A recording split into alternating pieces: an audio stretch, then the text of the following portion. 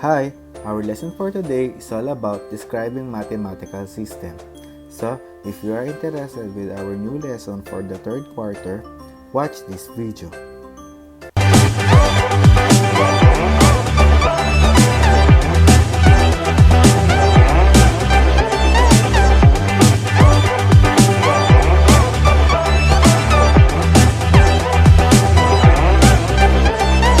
Again, our lesson for today is all about describing mathematical system. God has given us bountiful nature with different shapes and measurements that are connected with geometry. Shapes like circles, rectangles, squares, and triangles are some examples that can be found in our cars, roads, bridges, and buildings or other resources that are available around us. To be able to know, understand, and value these, it is important to have basic knowledge and concepts of geometry. In this lesson, we will enumerate the components of mathematical system and begin to describe them as you move further with the lesson. So for our first activity, let's have the word jumble. This is just only a review when you are in grade 7. So, the instruction here is unscramble the letters using the words from the word bank below. Write them on a sheet of paper. I will give you 1 minute to answer the following words.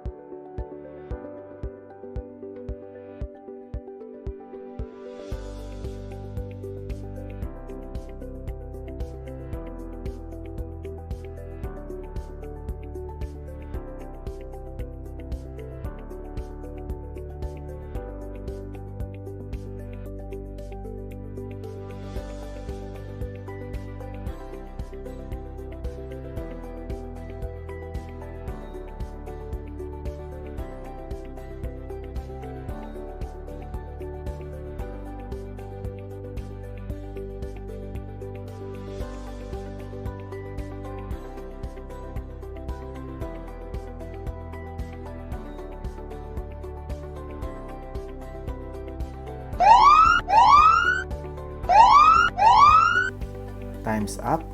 Now, let's answer the following words. For number 1, this is line. For number 2, this is action. For number 3, this is point. For number 4, this is plane. For number 5, this is ray. For number 6, this is postulate. For number 7, this is angle. For number 8, this is segment. For number 9, this is theorem. For number 10, this is measure. I hope you get to correct all answers for our first activity. Now, let's proceed to our discussion.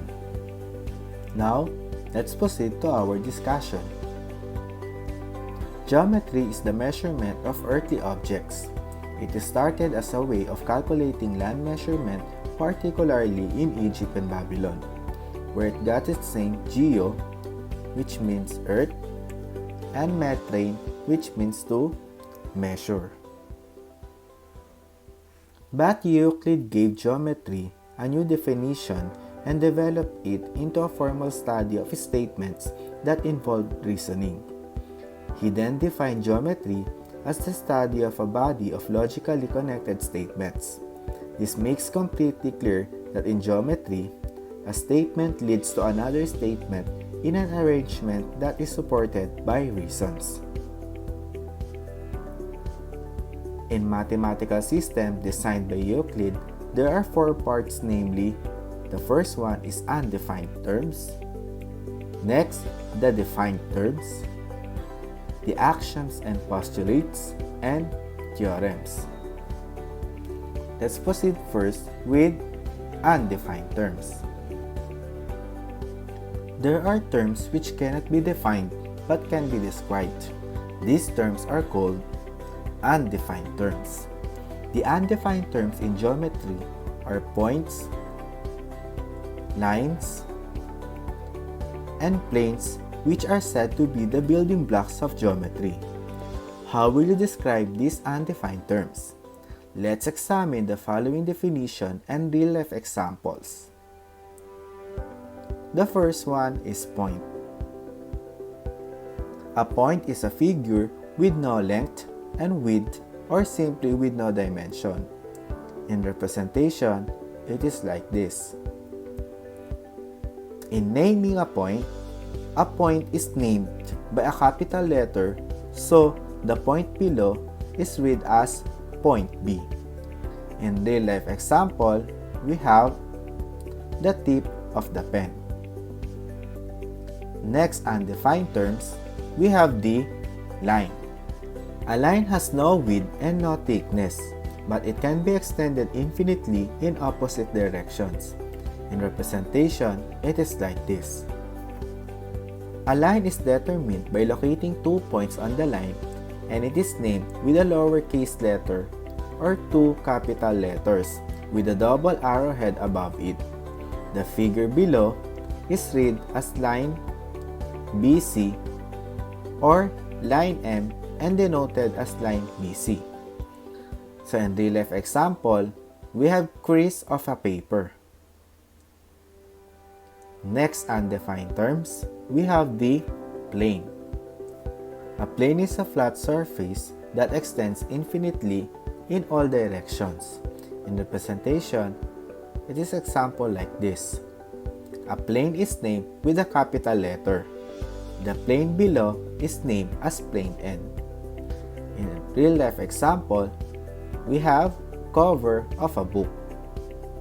Those are the undefined terms. So I hope you can cite other real-life examples of points, lines, and planes that you can see around you. Now, let's proceed to defined terms. In geometry, defined terms are terms that have a proper definition and can be defined by means of other geometrical terms. The basic defined terms in geometry are line segments, rays, opposite rays, and angles. The first defined terms is line segment. A line segment is formed when 2 distinct points are connected with a straight line. In representation, it is like this. A line segment is determined by locating 2 points and it's named with the 2 capital letters. The figure below is read as line segment AB and denoted as line segment AB or line segment BA. In real-life example, we have ruler. Next defined terms, we have the ray.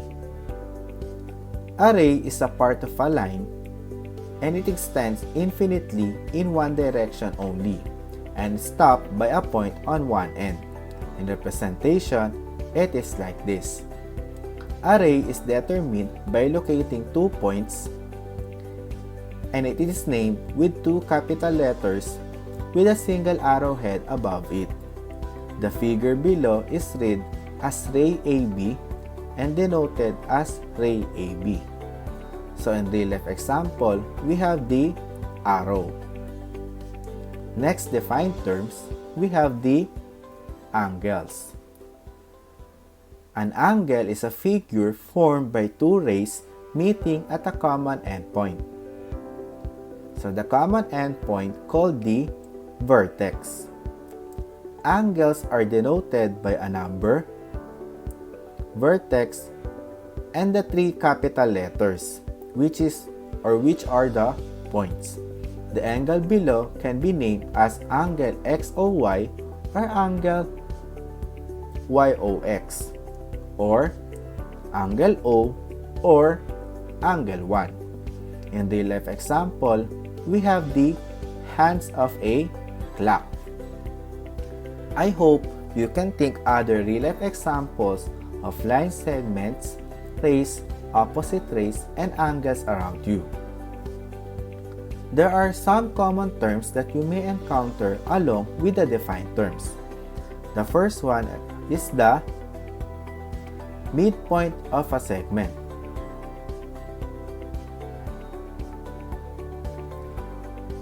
It is a point that divides the segment into two congruent segments. In representation, it is like this. In the figure, we let N be a point of line segment AB. Point N is called the midpoint of line segment AB. If line segment AN is congruent to NB, congruent means having equal measure and similar shape. To denote congruency, we use this symbol. Therefore, we can write line segment AN is congruent to line segment NB. Next, we have the congruent angles. These are angles having equal measure. So, we have angle AXB and angle CYD. Since the two right angles have a measure of 90 degrees, therefore, angle AXB is congruent to angle CYD. Next, let's proceed to the bisector of an angle. It is a ray that divides an angle into two congruent or equal angles. In point Y, or if point Y lies in the interior of the angle BCD and angle BCY is congruent to angle YCD, then angle BCD is bisected by ray CY. And ray CY is called the bisector of angle BCD. Next, let's proceed to the perpendicular lines. It is formed when two lines intersect with each other and form right angles. The perpendicular sign is like the reverse capital T. It is used to show that the two lines are perpendicular. In the figure, line segment AC and line segment BD intersect at point F to form right angles. To denote perpendicularity, we use the symbol reverse capital T, and therefore, we say that the line segment AC is perpendicular to line segment BD. Since angle AFB and angle CFB form a linear pair, then they are supplementary. Since perpendicular lines form four right angles, therefore, angle AFB, angle CFB, and angle CFD, and angle AFD measure 90 degrees. Now, let's proceed to the properties of equality. We have the reflexive property. A number is equal to itself, or that is A is equal to A. In representation, we have this on the monitor. By reflexive property, line segment BX is congruent to line segment BX. Next, we have the symmetric property. If A is equal to B, then B is equal to A. By symmetric property, if angle ABC is congruent to angle DEF, then angle DEF is congruent to angle ABC. Next, we have the transitive property. If A is equals to B and B is equal to C, then A is equal to C. So, in symbol, if line segment AB is congruent to line segment CD, and line segment CD is congruent to line segment EF, then line segment AB is congruent to line segment EF. Listed below are some of the postulates which are used as guiding rules or assumptions from which other statements on the undefined terms can be derived. Remember that these statements are already accepted as true statements. We have the line postulates. For postulate 1, there are 2 points contained in exactly one line. For postulate 2, a line contains infinitely many points. Next, for postulate 3, if the 2 points of a line lie in a plane, then the line lies in the same plane. Next, let's proceed to the plane postulates. For postulate 4, any 3 points lie in at least one plane, and any 3 non-collinear points lie in exactly one plane. Next, for postulate 5, if 2 different planes intersect, their intersection is a line. In the figure, plane E and plane G intersect at line CD. Next, for postulate 6, or the angle measurement postulate, or AMP.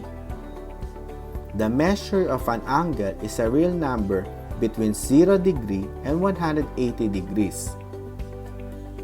Therefore, the degree measure of angle EFG is equal to n, and 0 degree is less than n is less than 180 degree. Next, for postulate 7, that is the linear pair postulate. If 2 angles form a linear pair, then they are supplementary. Therefore, angle AYC and angle BYC are linear pair. Now, let's proceed to the parallel postulates. For postulate 8, given a line and a point not on the line, there is exactly one line through the point parallel to the given line. Therefore, line M is parallel to line N. Next, for postulate 9, if 2 parallel lines cut are cut by a transversal, then the corresponding angles are congruent.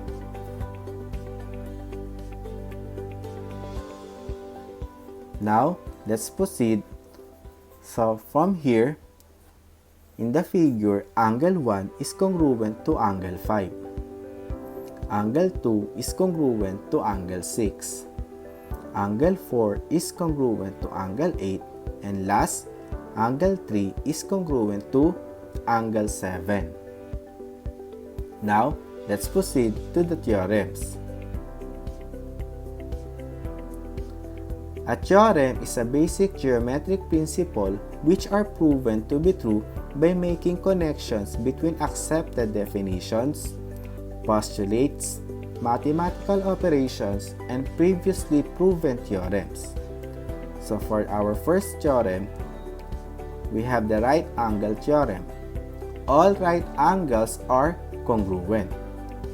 Since angle AXB and angle CYD are both right angles, therefore, angle AXB is congruent to angle CYD.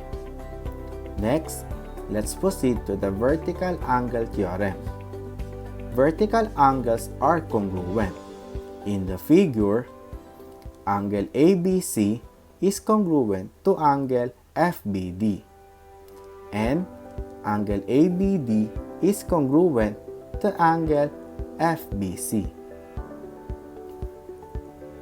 Next, let's proceed to the parallel line cut by a transversal theorem.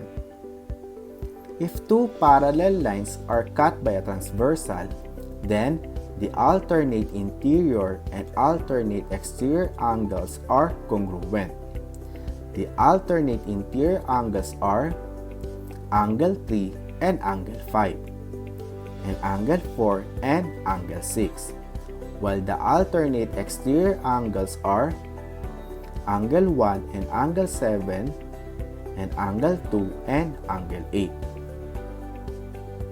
Next, if two parallel lines are cut by a transversal, then the exterior angles on the same side of the transversal are supplementary. In the figure, the pairs of exterior angles are angle 1 and angle 8, and angle 2 and angle 7.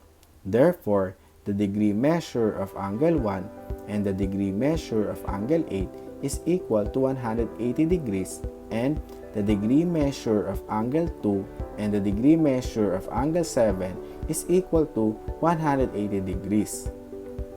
Next, if two parallel lines are cut by a transversal, then the interior angles on the same side of the transversal are supplementary.